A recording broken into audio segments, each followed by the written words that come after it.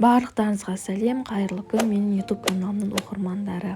Ораза айы қасиетті айымыз құтты болсын. Дұға тілектеріңіз Алланың құлағына шалынып қабыл бола берсін. Бүгін біз осындай өте дәмді булочки жасайтын боламыз. Жұмсақ, ол үшін менімен бірге видеоның соңына шейін болыңыздар. Ең алдымен құрғақ ыдысымызды алып, бір бокал сүтімізді құйып аламыз. Жылы сүт болу керек. Оның үстіне қантымызды дәміне қарай саласыздар. Өз қалауларыңызша. Қантымызды салып болған соң, оның үстіне бір пиала жылы суымызды құйып, және аштығымызды салып, жұмсақ қылып қамырымызды илеп аламыз.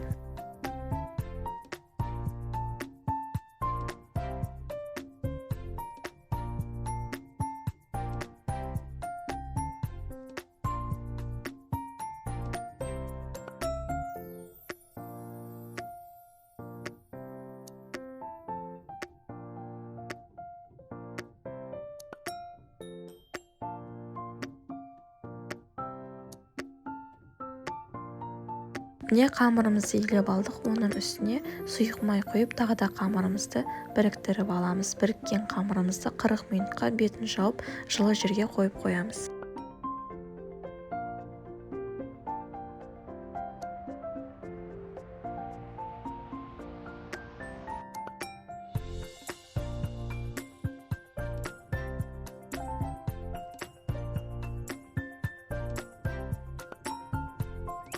Міне біздің қамырымыз ашып шықты. Жақсы, өте әдемі болып көтерілген, жұмсақ болып. Енді қамырымызды ыдысымыздан алып, өзімізге керекті етіп бірнеше майдалап бөліктерге бөліп аламыз.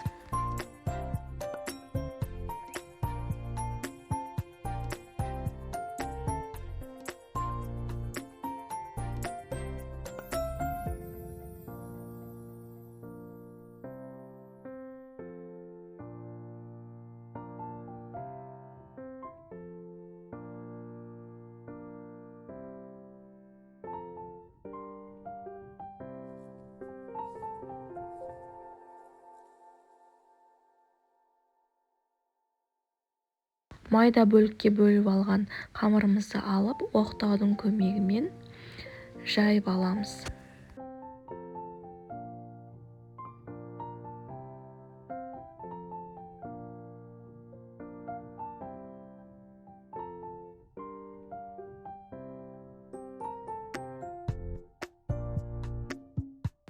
Жайып дайындап алған қамырымызды менде осындай арнайы кесетін кескіш бар, соның көмегімен кесіп, орап формасын жасап аламыз. Бұндай кескіш болмаса, пышақтың көмегімен жасай беруге болады.